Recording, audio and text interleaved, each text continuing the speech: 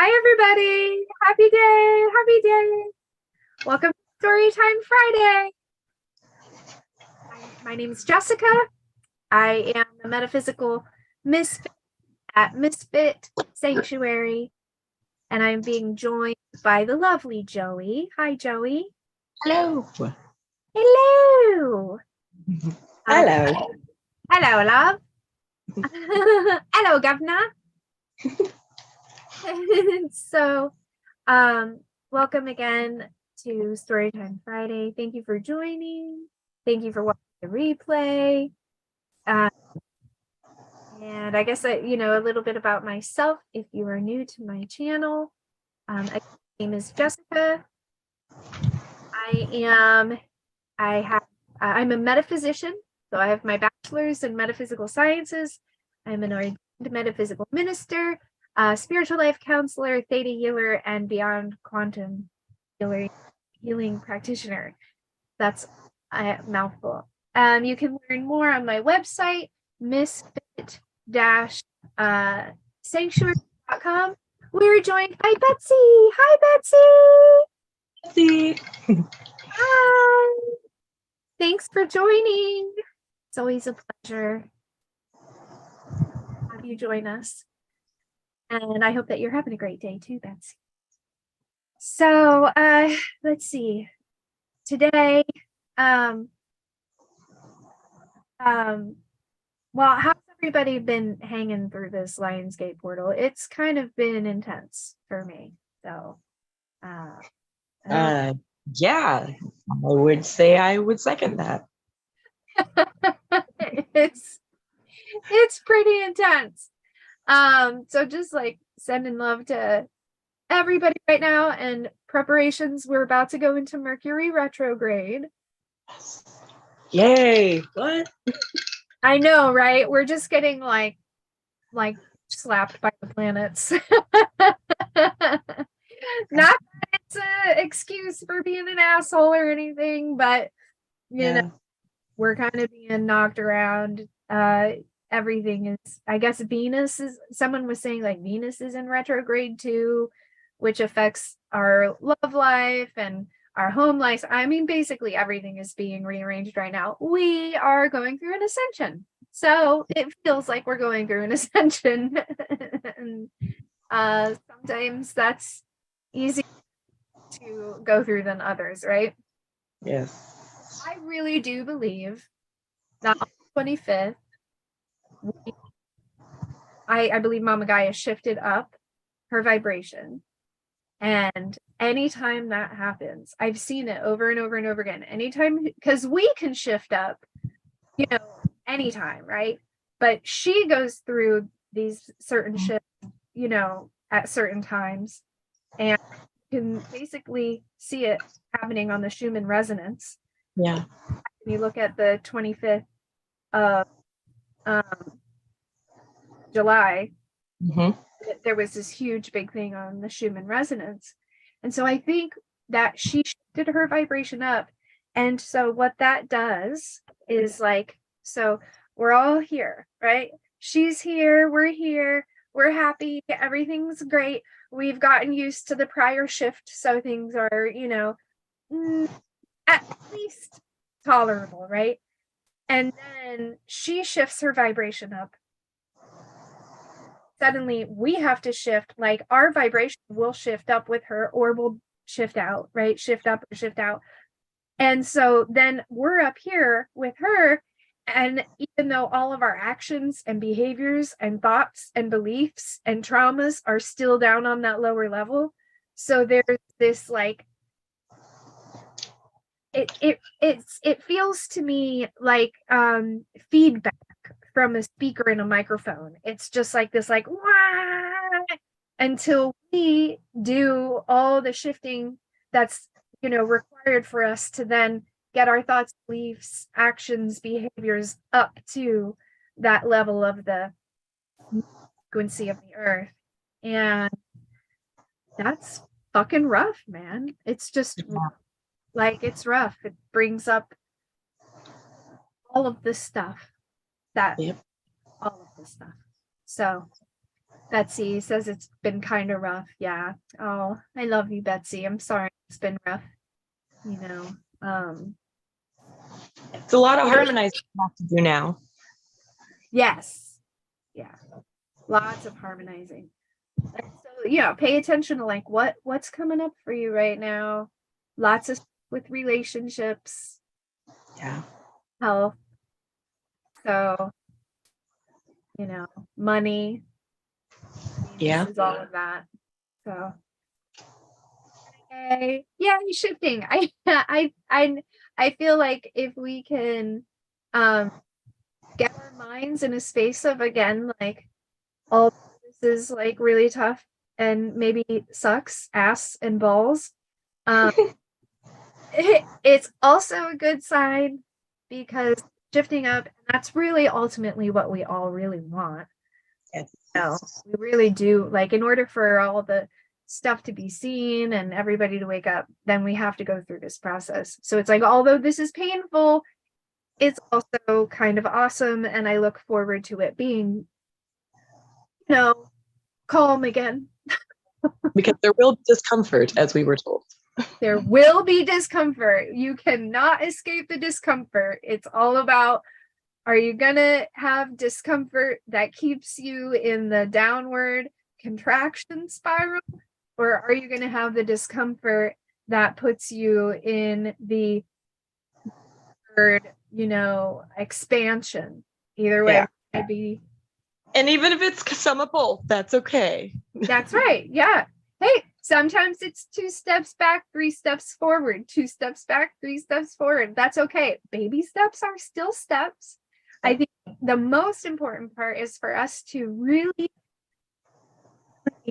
be kind and gentle and nurturing.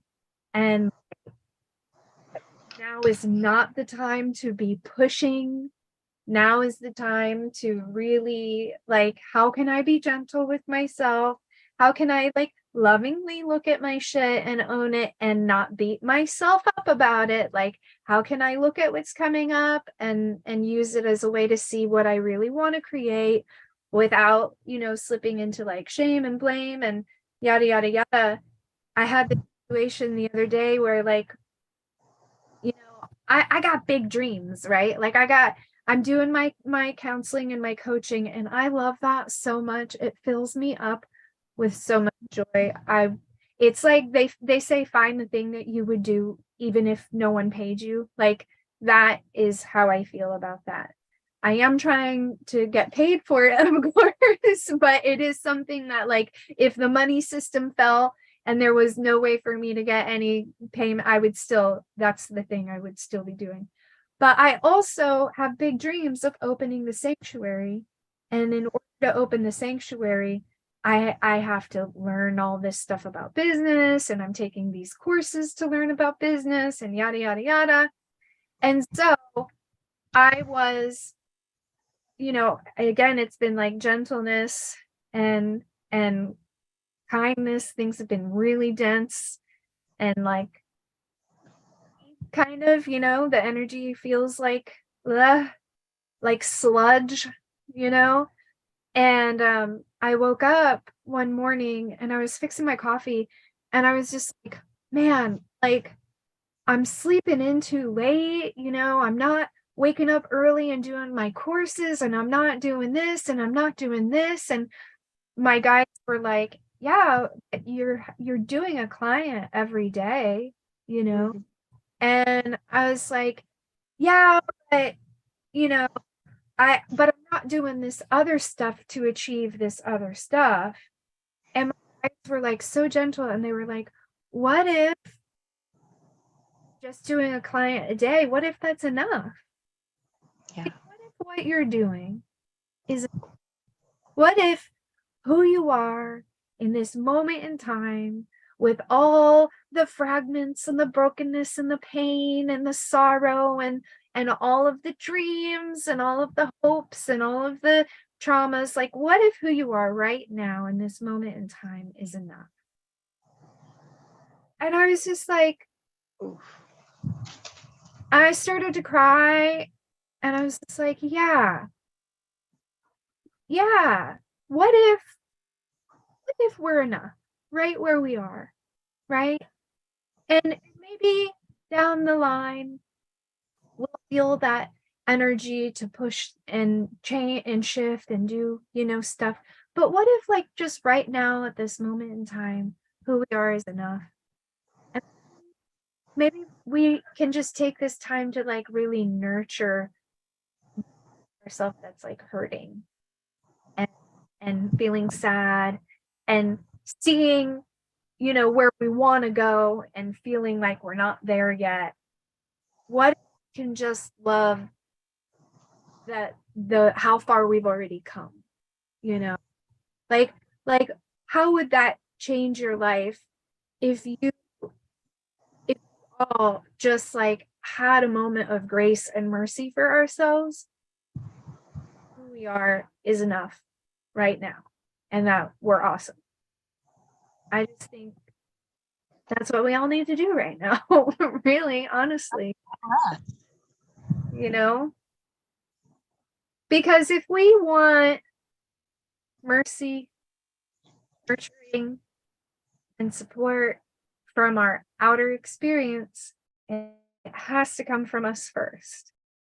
It has to come from inside first. We have to give it to ourselves first, you know? And I know that might not be easy. And it might bring, a lot of pain up to even just like be kind and nurturing and supportive of yourself. But it's what we're learning right now. Yeah. It's actually, it's almost even bizarre. It's like, what does that look like again? I don't know how much I've ever really seen true examples of such a thing. Right. Right. And if we haven't, sorry, I'm trying to like get my computer right. If we haven't had examples of that in our lives, if we haven't seen people be nurturing to themselves and kind and loving to themselves, if we ourselves have never, a lot of us are like, go big or go home. You got to go balls to the wall. You got to plow through it like hard. We've been stuck in survival, So if we've never experienced that, theta, the philosophy, the belief is hey Melinda, sorry I just saw you. Hey Melinda. Hi girl. If we don't have something active within us, we will not be able to create it. Right? That's why theta is so helpful, because in cases like this, if we never had nurturing or anything like that, then we have a hard time creating a nurturing environment for ourselves. And so we can like look at the programs that are blocking. Mm-hmm. And I know how to nurture myself, and I know what nurturing feels like and looks like, and it's possible, and all of that stuff. Then we can have an easier time creating it. So maybe it's, and guys, like, you can do this work yourself too. Like, yeah, it's helpful to have a theta healer, to help guide you or whatever, but also understand that like you can choose to realize these programs and see these things are blocking you. Go into meditation and tell source, I command the program of whatever, I am unnurtured, like I command this program to be pulled, and I download. I know what nurturing feels like. I know what nurturing looks like. I know how to nurture myself. I know how to receive nurturing. Like, you can do that. And another way you can do it really is by just giving it to yourself. And like, might have to look up what that means. I know in the beginning, Joey, I didn't know what it meant either. Yeah. And so I literally Googled like, nice, love themselves. I had never seen, my idea of like self-love love and nurturing was like going to the spa. Yeah. Yeah. It's a commercial version of it. Right. Yeah. And when I did my research and now through this work, I see, you know, it's yes, it is that stuff, but so It can be. It's so different for everybody too. yeah, it's going to be different in every moment. And so it's like maybe in one moment, nurturing ourselves might look like putting down a boundary with someone, or maybe it might look like, cutting an unhealthy relationship off. Maybe it might look like doing a bubble bath. Maybe it might look like detoxing. Maybe it might look like taking a shower. Maybe it might look like telling yourself it's okay to lay in bed and rest. Like nurturing is going to be because it's situational, Yeah. but I think that's what the message has been through experience, is to slow down and nurture yourself, whatever that looks like in this moment. Some grace and mercy. Yeah. Betsy said, oops, I don't know. Hold on. Something happened with my screen. Okay. Betsy said, I've had a healing from you way way back. Oh, Betsy, you did have a I couldn't remember. I was talking to Joey. I was like, Betsy's been before I started doing theta healing. Is theta healing similar to Reiki? I've had both. No, theta healing is not Reiki really at all. Theta healing is a form of hypnosis. And so it's getting your brainwave into the theta brainwave, which is where we are most malleable. And we spend our first 7 years of our life in theta brainwave. We go into theta when we pray and meditate. We go into theta right before we fall asleep. And we go into theta when we're under hypnosis.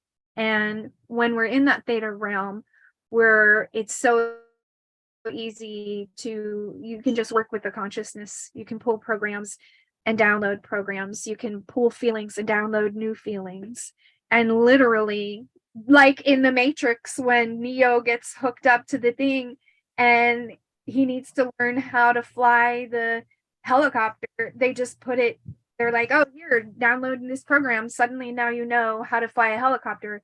It like that, with theta. And so in the theta sessions, what we do is we have a conversation. We find what kinds of beliefs are blocking you from living the life you want to be living, and where they came from and why they're there and how they're helping and yada yada yada. And then we go into the hypnosis part, and we pull those programs and reprogram the subconscious.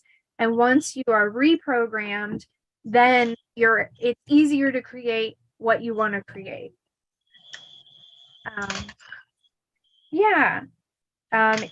Extremely helpful for me in my life. It helped me shift my life around.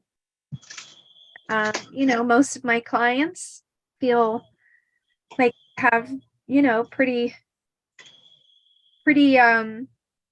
noticeable shifts after doing some theta. I'm always looking for hacks. And I would call it like a consciousness hack. I mean, we're being programmed all of the time anyway. We might as well take responsibility for our own programming. Yes. Yeah, it is. It's totally a hack, because like we think we have to go to counseling. And I'm not, disclaimer, I am not bashing counseling, and I am not telling anyone to not go to counseling. There is a time and a place for counseling, and everybody needs to do what feels right for them. For me, the way I felt after doing counseling for years and years and years and years and years and years and years and years and years and years and years, for me, it realized like I was just keeping these programs active. by retelling the story.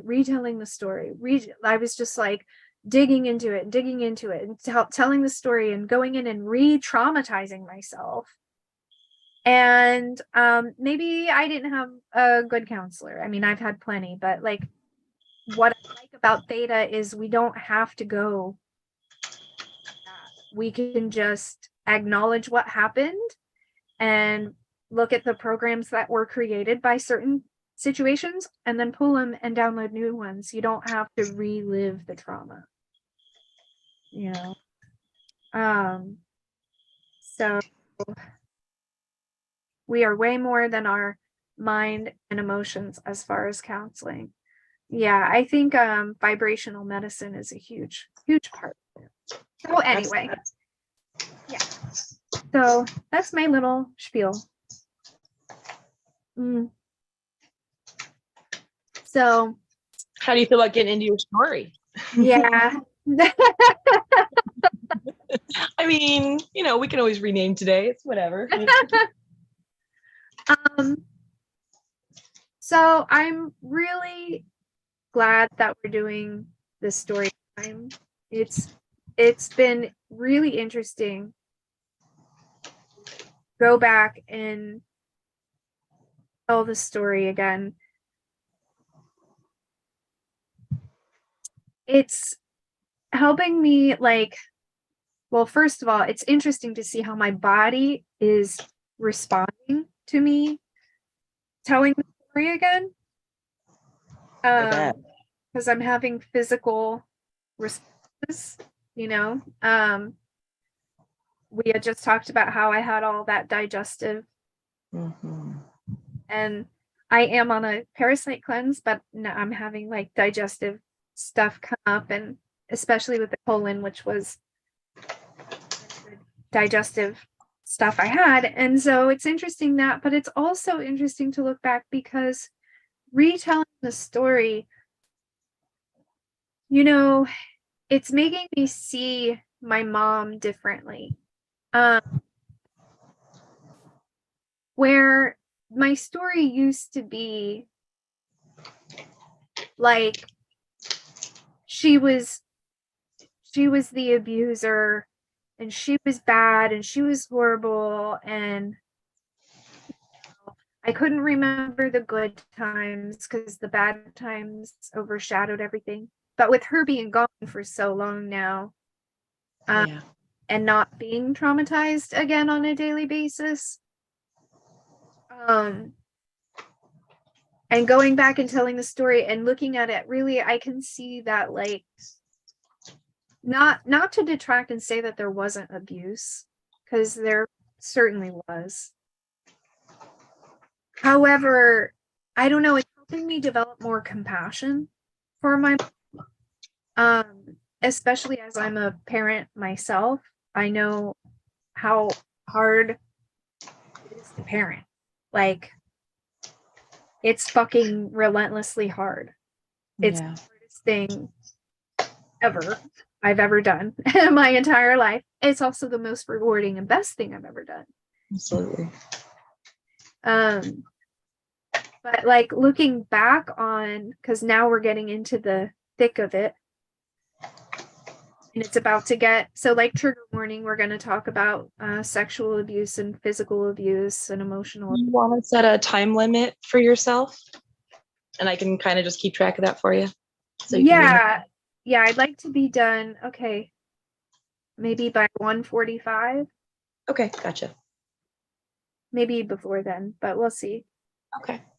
I want to be off. I want to be finished by 2 at the latest. Like, perfect. Like saying goodbye at 2. Okay. So yeah, looking back and telling all of it again, not just from my own experience, but like I've been removed and now I'm looking over the story. God, it must have been just so hard for my mom. Like, I don't know. The story is changing for me, where it was like my mom was the abuser in my life and the nemesis and all of that, like now going through and talking about it, like it's rough for both of us. Yeah. It wasn't just me. She was really going through it. And since talking about all of this, like I've had a lot come up where I'm really missing her. And I miss her because she's gone and she's not here traumatizing me every day, so there's that, like, because it was really hard. Mm-hmm. But there, I miss her a lot. And she used to say this thing all the time where she's like, I hope you remember that there were good times too. And Mm-hmm. I'm happy to be at the point where I can actually remember that there were good times. Like, it was really difficult and challenging and hard, but we were both in it. It wasn't just me against her. I wish I could, I mean, how would I have seen this? But like that we were together, we were both going through a lot of trauma. So she wasn't my enemy, she was really my partner. Yeah. And so I'm just really grateful for Joey, for you being here and for everyone joining and participating and listening and, holding space for me to tell my story, because when I write my book, it's going to be different than it would have been if I would have just written what I remembered. Like, it's helping. It's really helping me. Like, I feel better about how my book is going to turn out. Now I don't feel like I was a victim. Yeah. Before. But anyway, do you remember where we left off, Joey? Let's see what we have here. So there was a lot going on. I think we kind of went into, oh gosh, we talked a lot last time, I think. Yeah, I feel like we were talking. So I think it was like we talked about my dad passing away, my biological dad. And then we talked about how my stepdad and my mom were getting a divorce. She had just told me that they were getting a divorce. And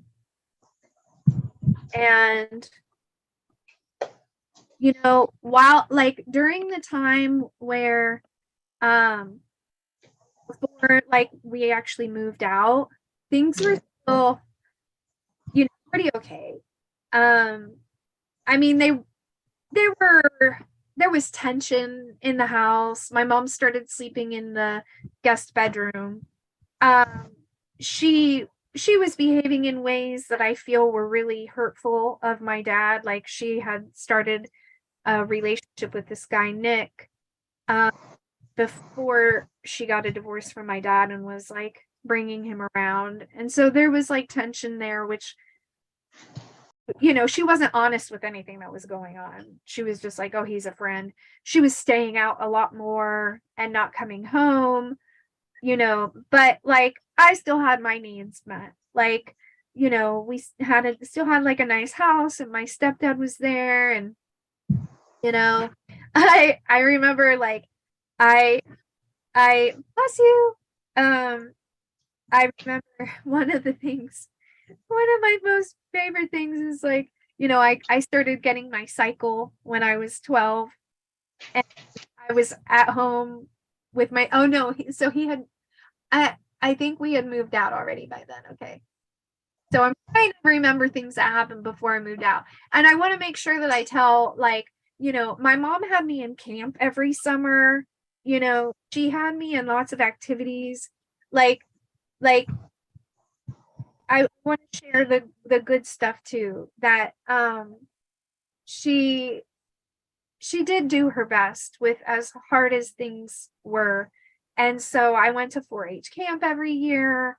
Or I used to go to this camp. She had me in this camp called Summit Lake. And it was a Christian camp because, we were growing up Catholic. Oh, yeah. That's stuff too that I want to talk about, was like growing up Catholic. I feel like that's a whole other. Oh, yeah. That's a whole other story. Is like growing up Catholic. My family was very, very devout Catholic. And so I was in church several times a week, mass. Uh, you know, I was in like CCD and catechism and, you know, going through reconciliation. There were always classes that I had to be taking. And, you know, I remember like it was nice to be a part of things. Like I was an only child. So I was always grateful when she got me involved in something else, you know, so really grateful for the camps and stuff. But I remember being a part of it.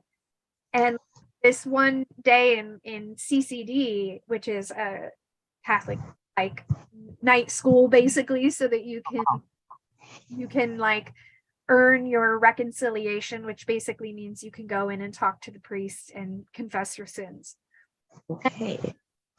And so I remember being in class and them talking about how important it is. And so first, I'm just like, I apologize if for anyone that has offended feelings over religion. I don't know what to say.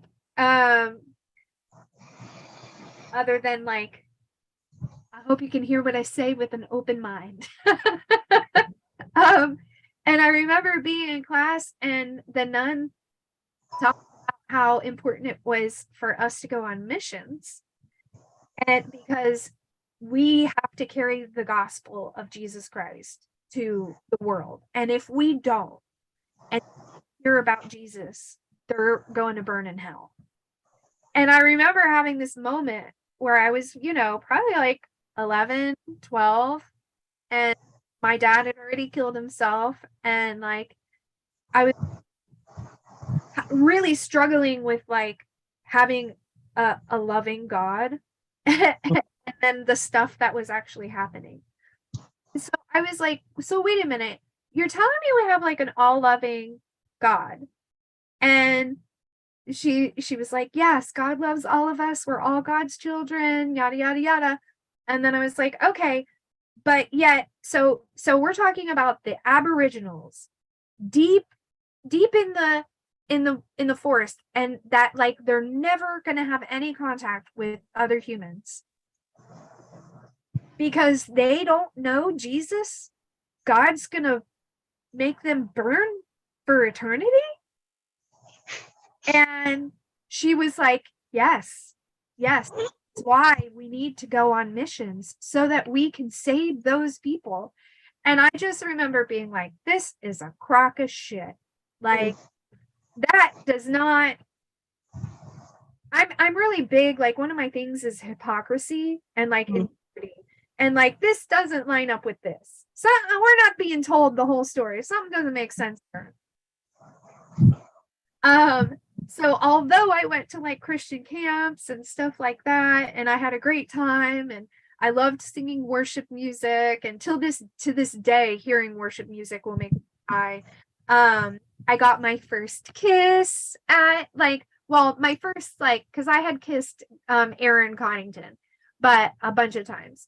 But so it wasn't my first kiss, but I had gotten my first like, I was old enough to like have the experience so I could share with my family what was going on. So I was probably like 12 and go to Summit Lake. It was awesome. It was awesome. I looked forward to it every year. It was a week long and they stocked the lake full of fish and we would use the pancakes and make little balls and go fishing. I won a fishing contest where I caught 17 trout and like they just set it up so that we were successful. And you would wake up and you would start the day, you know, at the flagpole saying Pledge of Allegiance. And then you would go in to the church service and have, you know, half an hour of service or so and sing our worship songs or whatever.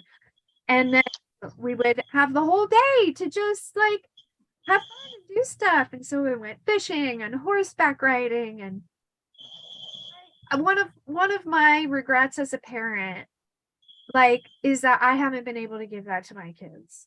I Mm. able to send them to camp. I have not been financially stable enough to do so. And so they've never had that experience and it breaks my heart. Like I thought about even starting like a GoFundMe so that I could at least 1 year send them to camp before they, Lucas is about to be 17. So They sound like they've had pretty exciting lives already, though. Other ways. I hope so.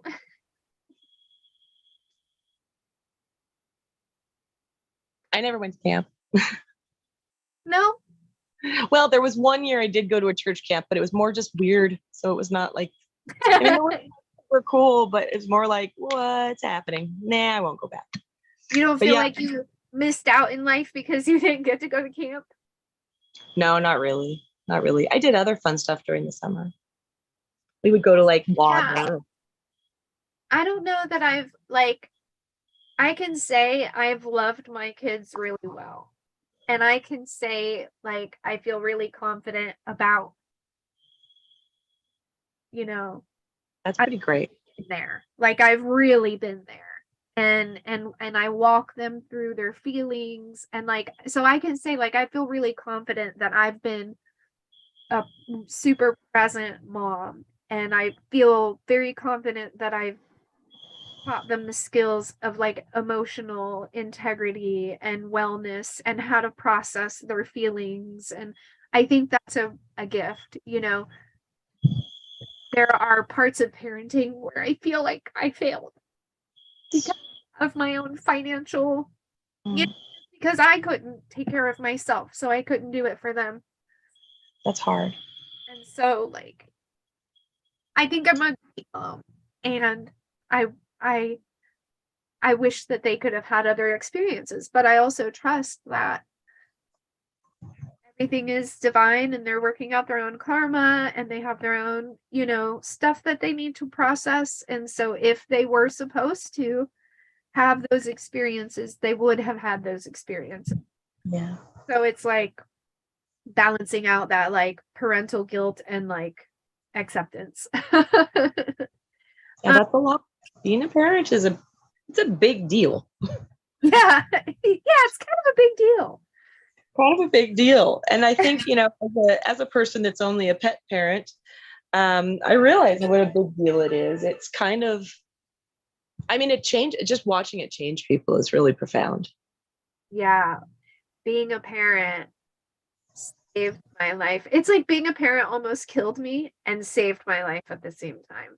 Wow. Like it made me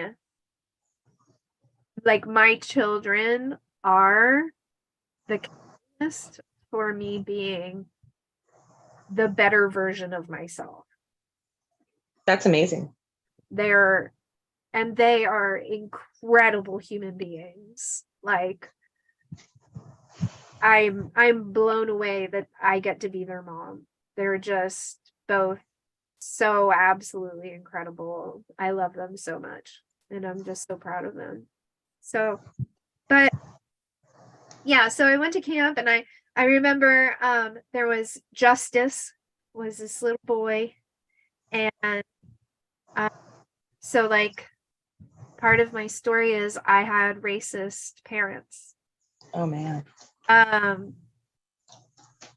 and Justice was mixed. And I just remember being so Twitter pated with him at camp.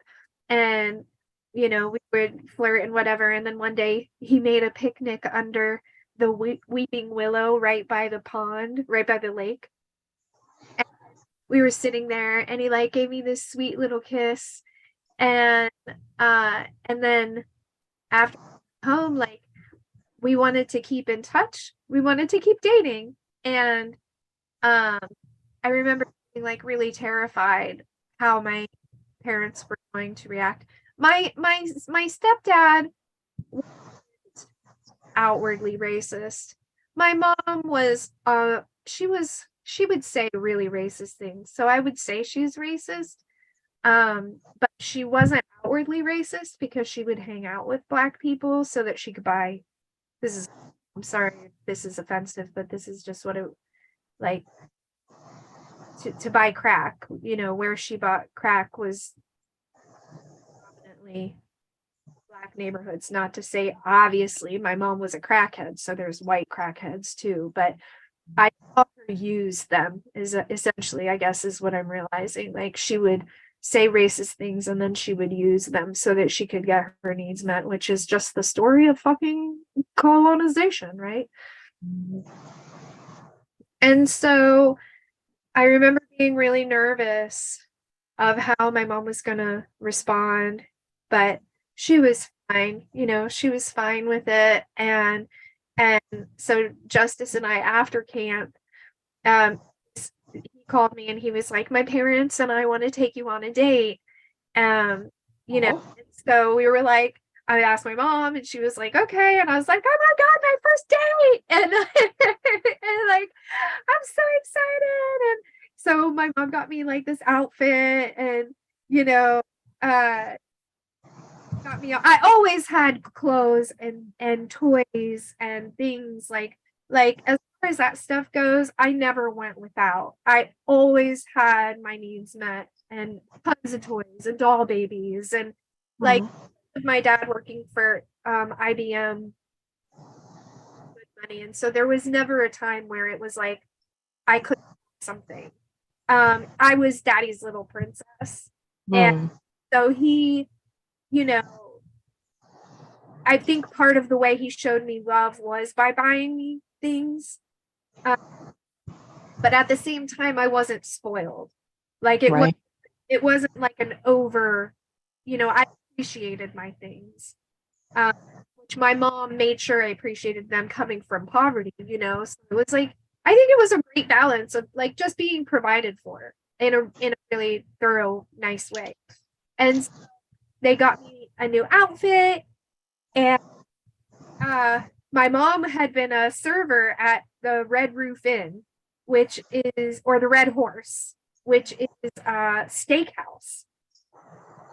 When they asked for suggested restaurants, my mom said, oh, the Red Horse Inn is like so great. So they come and he brings me a little rose. It was my first time getting flowers. And he was all dressed up and I was all dressed up. And so his parents and I and Justice and I, we went to the Red Horse, and we get there and I realize they're vegetarian. So I'm like chowing down on this steak, and there was like nothing that they ate, like mashed potatoes and salad. And I remember feeling so bad, but they were very gracious and kind and loving about it. And only got to go on that one date, but that was my first like official date, and such a great memory. But yeah, so I had lots of great experiences with camp, and I just loved going fishing. Something that I would do with my biological dad and my family at the river. So I just always loved fishing. It reminded me of my dad. Yeah, of course, like around that age, like I was going to school dances. I remember there were these boys, Jeff and Jamie. I can't remember Jamie's name, but these two boys liked me and I kind of liked them. And this like flirty relationship all through school, fourth grade and fourth on all the way up, really. And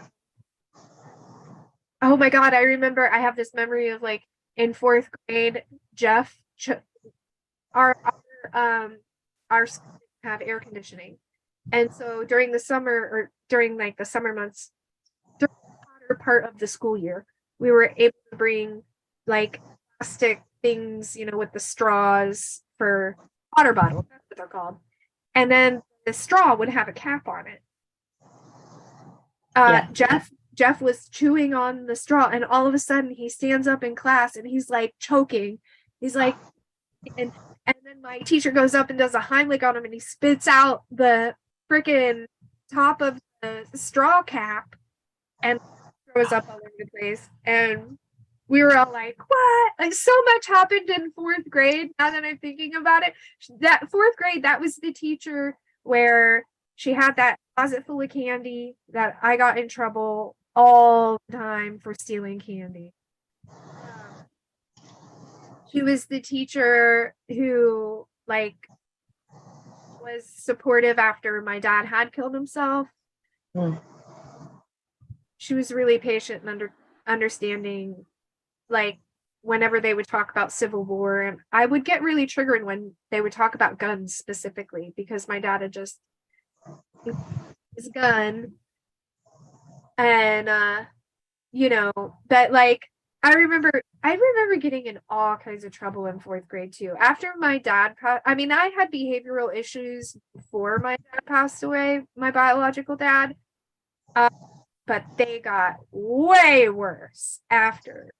And part of it was because I knew I could get away with it. Just to be completely honest, like, I knew I was very manipulative as a child. I really was. I was an only child, and I had learned how to be manipulative so that I could get my needs met. And so I remember being manipulative. Like, I remember knowing, like, oh, well, now that my biological dad passed away, this is like a get out of jail free card, which is horrible to say, but it's the honest truth. I want to tell, like, the real story, not paint it like as some fucking angel, because God knows I was not. So I had a lot of behavioral issues, and things were already pretty rough. And then my mom and I moved out of my dad's house, Craig's house, and we got this tiny apartment in Frederick, Maryland, which was about a half an hour away, maybe 20 minutes to a half an hour away. And that's when things got rough. Mom had an active addiction, alcohol and crack and cocaine. She could do to get out of her experience. She was a server, and she worked 3 jobs. So she was never home. And when she was off of work, she still wasn't home because she was at Nick's house. Nick is a big part of my story. Nick was the man that my mom was with off and on until she passed away. Nick.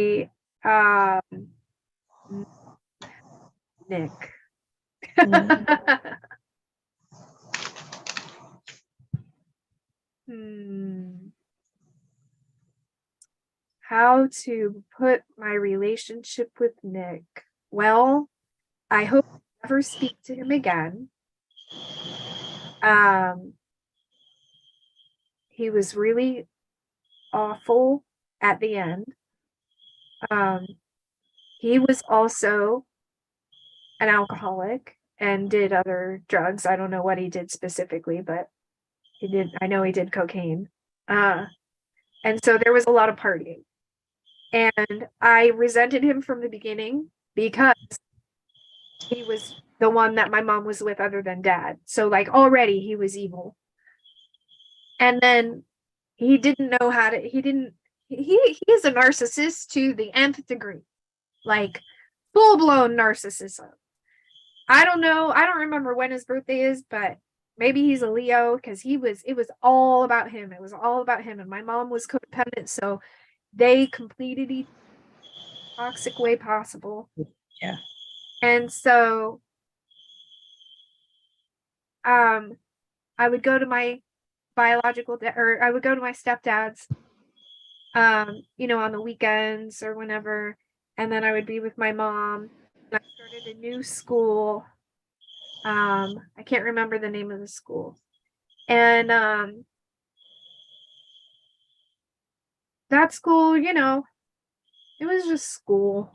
It was like at this point I had moved around in so many schools. I think that's also why I was so manipulative, because like I had to figure out how to make it really quick. And so I learned how to like observe my surroundings, see what was acceptable, morph myself into that. Like I felt like a chameleon. Like I could, anywhere you put me, I was going to be able to manipulate who I was so that I could be accepted. And so I think in the process of learning to do that for my own survival,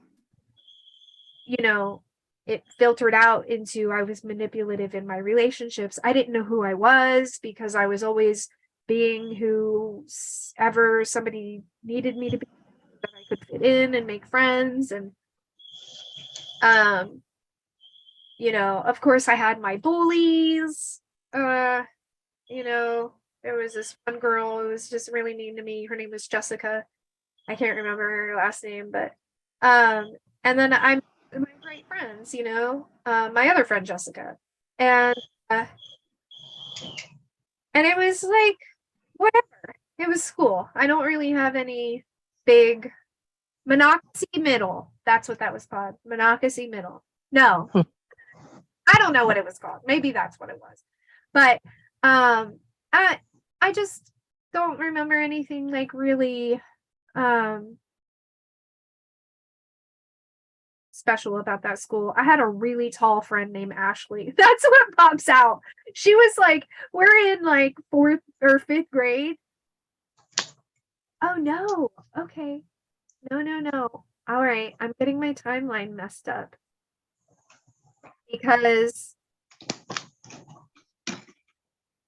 I remember in Walkersville going to middle school. Well, it was intermediate. So they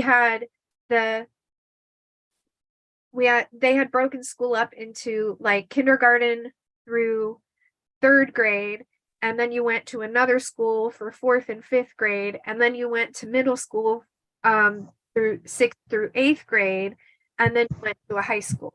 That's how broken up. And so I remember being in middle school, and that's when I started to get into acting. Because in 6th grade you can start taking like electives. Yeah. And so my elective was theater. I did theater and chorus. And my theater teacher ended up contacting my mom and was like, hey, your daughter has some talent. You might want to do something with this. And so that's when I got into acting. And I used to do competitive acting, where I monologues and then enter like talent contests, and if you won money for the I always made it into the finales. I was pretty good for a little kid. I was just always very artistic and musical, and that was where I found my comfort. That was where all my friends were in the theater and the music program. Like when I found theater, I found my happy place, because I could take all of the emotions that I had inside and put it into this character. And so it was like counseling for me. It was a way for me to express feelings and things that I wasn't really allowed to express.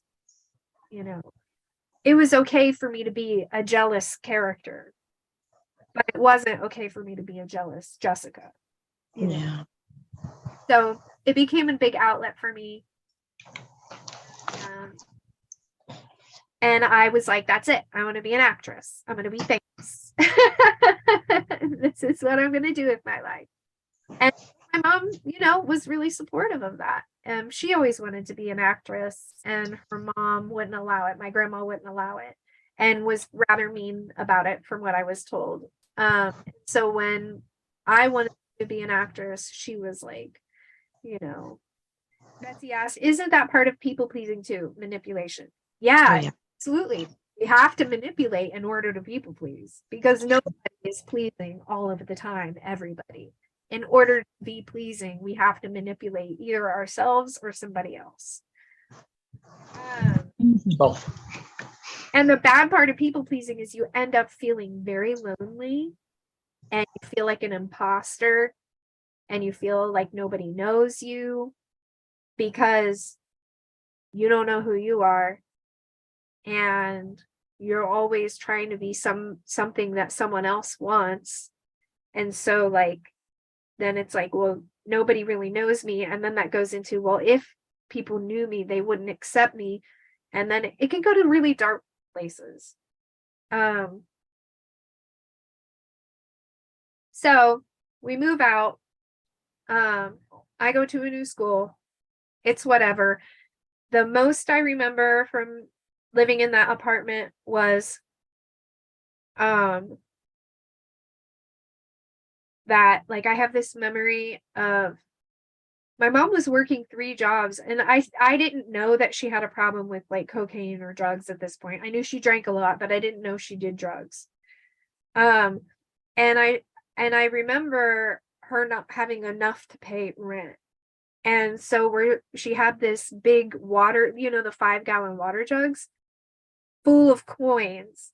And I remember us sitting and like stressing out trying to roll up coins so that we could pay rent. And I remember sitting there like thinking like something's wrong. Like how could you, like, you work 3 jobs at really nice restaurants. She was a professional server. And she was very good at her job. Like I had seen her in action. She was like very good at what she did. And I remember like that was my first like, something's going on. Like how could you be working 3 jobs at these really successful fancy restaurants and not have enough money for rent to the point where we need to be sitting here rolling these coins? But I didn't know, like I didn't put it together. I was like, 13, 14. Yeah. I got braces. Okay, so no, I'm getting ahead of myself. So I'm going to that middle school, and then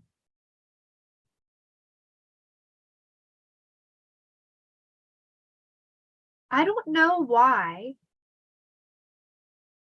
but I ended up getting transferred to a different middle school. I went to TJ Middle. And I don't know why I transferred, because we didn't move yet. I think I was having some sort of behavioral issues at that school. I remember, I was getting in so much trouble. Ooh. So rotten. Like, I was so rotten. I remember that, and this is still a part of my personality. If it doesn't make sense to me, I'm not going to go along with it. And I really had an issue with authority. And so the more that an authority figure came down on me, the harder I would resist. And I remember getting referral after referral after referral after referral, and then getting suspended, in school suspensions over and over and over again, because I wouldn't stop chewing gum in class. It was so fucking stupid. But the teacher, I would chew gum, and the teacher would be like, you have to throw out your gum. You can't chew gum in class. And I would say, why can't I chew gum in class? And they would say, because people put gum under the desks. And I would say, well, I am not one of those people, and I don't deserve to be, punished, because to me it felt like a punishment for what other people are doing. Like, I don't do that. And we would get into it. It was just way for me to buck authority. And so I think I moved to another school because it some gum. was because of gum. I think I just had so many. And so I started to go to TJ Middle. And I have so many fond memories, so many fucked up memories, and so many fond memories of TJ Middle and TJ High. So yeah, how did that happen? Okay, so I was like 12 years old. We were living in the apartment. I don't know how, but I ended up, no. I was 14 when we started to date. Okay. So yeah. So anyway, we live in that apartment. Oh God. Oh my God. So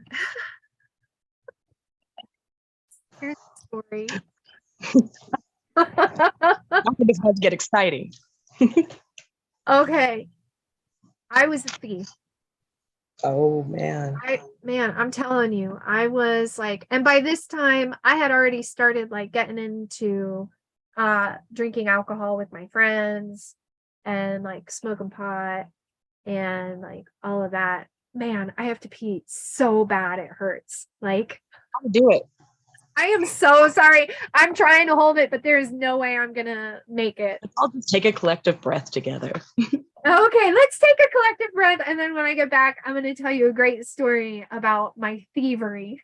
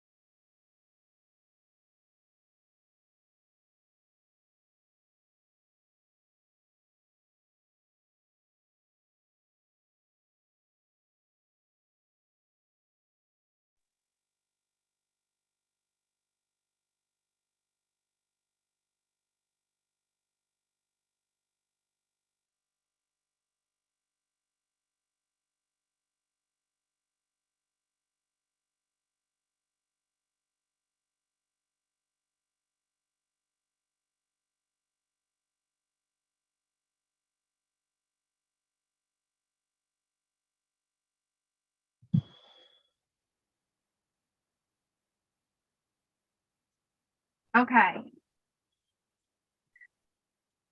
Sorry about that. It's a good thing you don't have a big place, so it doesn't take you long. I know, right? I peed as fast as I could. Okay. So All right, break all of their hearts and tell us how you were a thief. No, I'm just kidding. I know, man. I tell you, I'm so different than I used to be. I really was, man. I was hurt. And so hurt people. And my story is no exception. And I think it's important to tell this side of things so that you can see the drastic change and like how much healing I've really done. Absolutely. And so yeah, so I had already started like, when I was visiting my dad, the crew of, we'll call them the Discovery crew, my friends, that I had been friends with for years and years. Leona and Aaron and Thomas and Teen and Daniel. We all were always having our shenanigans, cutting through the farmer's field to go back to Israel Creek, and we would get back there and we would like smoke pot or do whatever, drink whatever. And so I was already doing naughty stuff. And then we were living in Heather Ridge. That's what it was called, Heather Ridge. And in my backyard of this apartment complex was the school for bad kids. It was the school that and that the kids, I think it was an all-girls school too. Maybe not. I don't know if I'm making that up. But it was called Heather Ridge School, and it was the school for children who got like, I'm thinking evicted from school, but that's not it. A regular school says like you're so bad you can't come here anymore. Out of school. Mm-hmm. Huh? They just got kicked out of a school. Yeah, they got kicked out of school.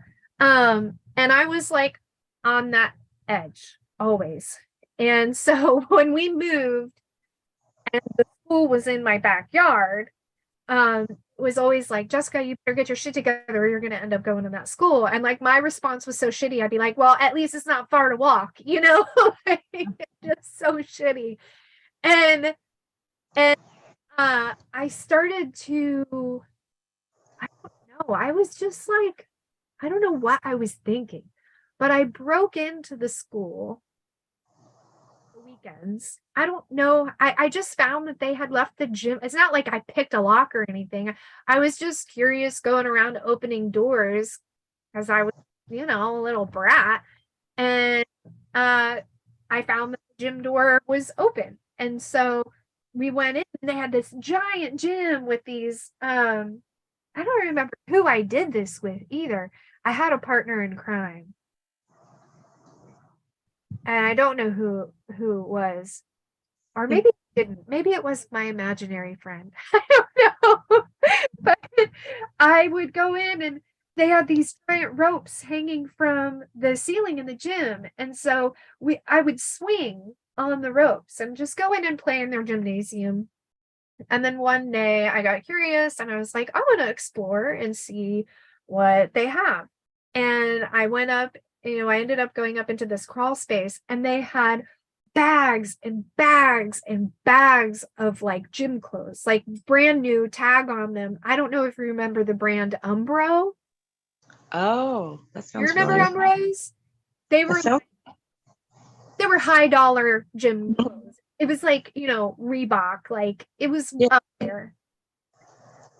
And they had trash bags full of them with the clothes, like sports bras and gym shorts and sweatpants and like all this stuff. And I was like, taking this. Mm-hmm. So I ended up stealing some bags. I think maybe I only took one bag. I sorted through. Someone was with me, and I wish I could remember who it was. They took a bag, and I took a bag. And I went home, and it was the first time my conscience was like, you took that from a bunch of kids who probably needed it. Mm-hmm.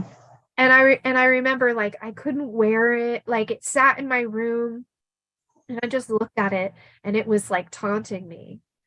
And my consciousness was like, is this who you want to be? Like you're going to take from kids that are already struggling. And so I ended up feeling really guilty and so kind of afraid that Jesus would disown me. Oh gosh. Oh. I was kind of afraid I was going to burn in hell for that one.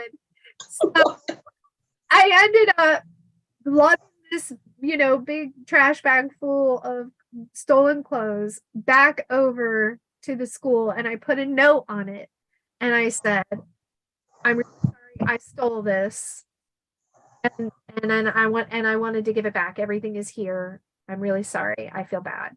I'm sorry I did that," and I left it there. And then I felt good about myself. I was like, look, I'm such a good person. Like, meanwhile, my friends and I are going into stores in the mall and stealing all, you know, we would put oh my God, I would like take clothes in and then I would put like put the new clothes under my clothes, like, hide it under my clothes, and then I would eat the tags. Oh my God. So that there is no evidence left behind. And I got caught. I got caught because I had left a tag on. And one of the people that worked in the store, they were like, hey, wait a minute. And I played off and they were like, you have a tag. And so I ended up getting kicked out of the mall for a year. Ooh. The police came and my mom was pissed. But at that point, I was just like, I don't care. I don't care about anything. Like, my life fucking sucks. That's just how I was just so angry. Just so incredibly angry. And needed attention from my mom, that although she was giving it to me in other, like, once we separated from my dad, all the fun stopped. And so yeah, I got just naughtier and naughtier and would steal in school, and I don't know why I got a thrill out of it, I guess. It made me feel something different. Like, thievery was my first, really. Because I never needed to steal. Like, I could have asked for and I would have gotten it. Oh, I remember what happened. Okay. So my dad always worked for IBM. Oh my God, this is so huge. I can't believe that I didn't remember it. If I just put Kratom in my, okay. So part of the reason why my parents got divorced, there was a lot there. Okay. So that scared the shit out of me. Sorry, baby. My cat just scared the shit out of me. I don't know. Where did you come from? She's like dark colored, so I couldn't see. But okay, so part of the reason I learned this later, my stepdad had forged my mom's signature on a credit card. Ooh. Then went bankrupt, and then it messed up her, like, there was forgery, there was like all of this stuff. In 1990, yeah, before my biological dad passed away, my stepdad got laid off from IBM. So there was no more money coming in. And my mom she never lied about it. She married him for money. So when money stopped coming in, it was harder for her to accept the parts of the relationship that she had been accepting because there was money. Like, he was incredibly overweight. They didn't go do things. He never wanted to go do anything. He just wanted to watch TV. So that's why my mom really sought another partner. See, and these are the important things to remember, because if I don't remember that part, then it just sounds like my mom's an asshole. And not to say that it was okay that she was cheating on my dad or that she married him for money or whatever, but like, that's what she's been taught to do. Like, men were the way that you got security. And so if she wasn't getting the security and she was not getting any other need met, why should she be forced to stay? Like, I don't blame her for leaving my dad now that I'm older and I understand what was going on. Yeah. There was a lot. There was, and the financials were what was holding up their relationship. And so when the financial was gone, then there was nothing for her there anymore. And my stepdad, Craig, is a very nice, kind man, but he was not I would want to be in a relationship with. Yeah. He was great as a stepdad, but like as a partner, he never was with anyone after my mom. Never dated, never nothing after my mom. So that kind of goes to show you what kind of a partner he all he wanted to do was watch TV or be on the computer or eat.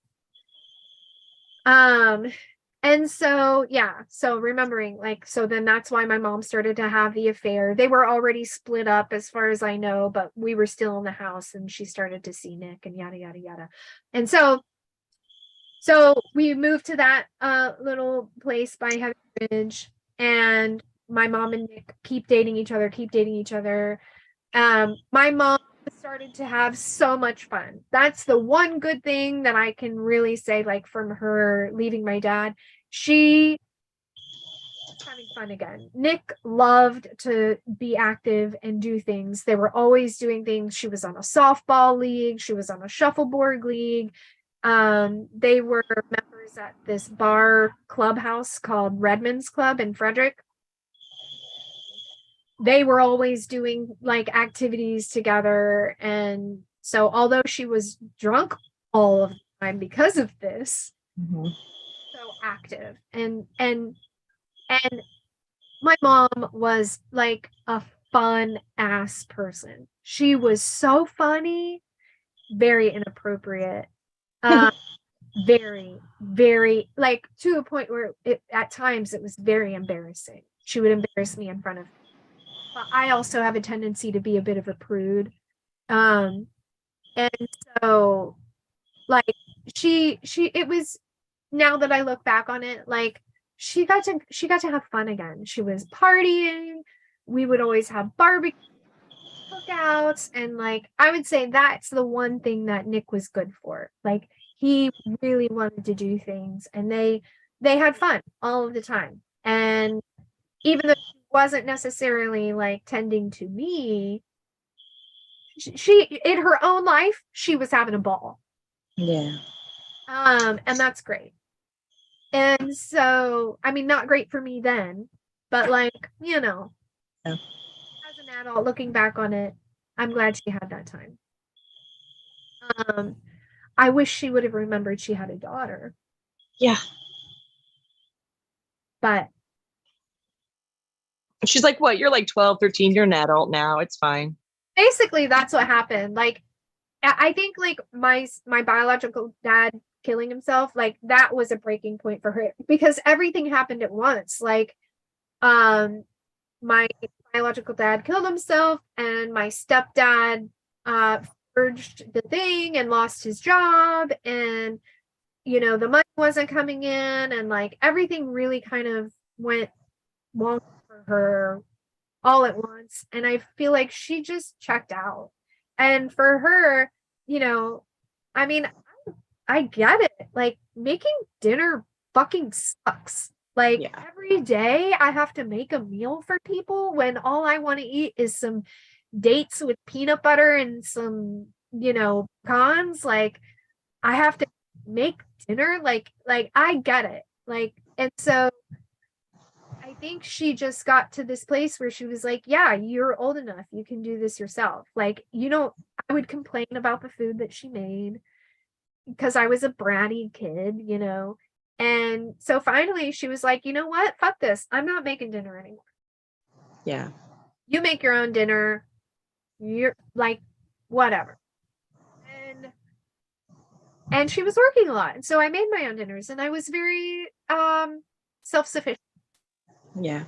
And I learned how to cook really early. And that's not a bad thing, you know? And so then I started going to TJ Middle. And then we moved to downtown Frederick on 3rd Street. And Frederick is such a beautiful town. I mean, now it's like, I think it's like the second largest city in Maryland now. Very historic. All the buildings are historic. It's really beautiful. Especially back then, it was very beautiful. And so we lived in this historic building on the 3rd floor. And we moved in. That's when we moved in with Nick. And I gotta take my words real quick. We're at 1:45 now anyway, so that might be a good place to just kind of, okay, so we'll start with when you moved in with Nick next time.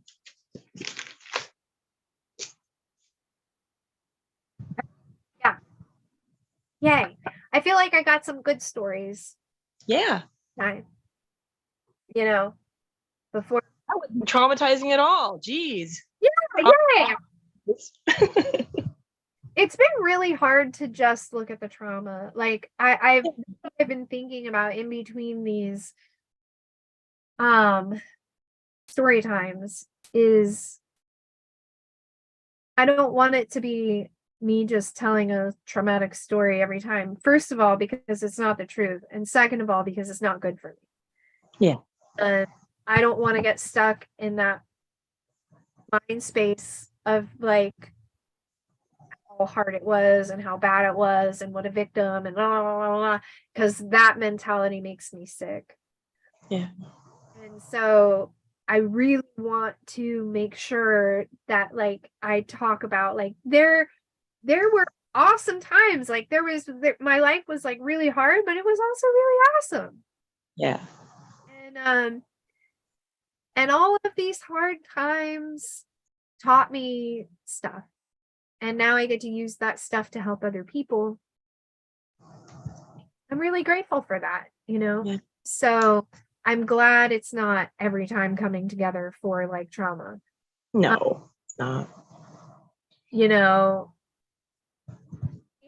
we have a, you know, maybe next time we might touch some trauma. Yeah, that's okay. But you know, it's a lot of fun stories about me being rotten too. Look at you living life. Oh man. And I meet my first like steady boyfriend. We'll talk about him. His name is Steve. And we were together from the time I was 14 to 17. Nice. You know, learned a lot of lessons with him. So we'll talk about that. And you know, yeah. Tomorrow or next week will be fun too. There's some trauma, but we'll make it fun. We'll make trauma fun. Yeah. Oh yeah. Well, thank you everybody for joining, and thank you for anyone who's watching this afterwards. I appreciate you being here. Make sure that you like the video. You know, subscribe to the channel if you haven't already. And if you're interested in setting up any sessions, you can email me at metaphysicalmisfit@gmail.com, or you can contact me through my website, which is misfit-sanctuary.com. And yeah, I think that's it. So thanks. And more to come. Huh? And so much more to come. So much more to come. Yeah. Yeah. Thank you for being here, and thank you, Joey, for joining me and you know being with me while I walk through all of this stuff. And it's so helpful, and I really appreciate you. And yeah, thank you, everybody. I hope that you have an amazing, wonderful, happy day.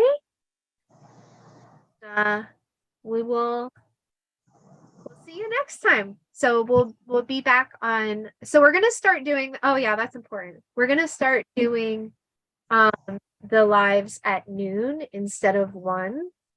And that's Eastern time. Eastern Standard Time. Eastern Standard Time. And so we will see you on Tuesday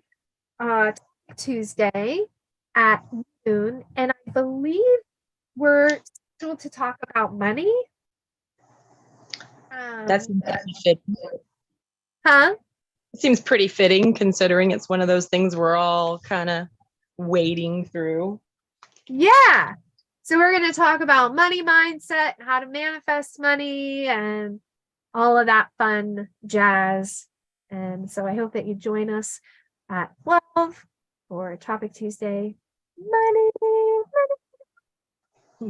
And I hope you have a wonderful day. Thanks again for being here. Bye.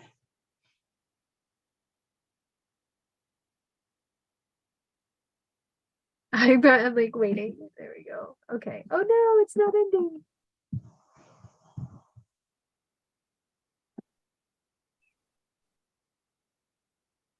There we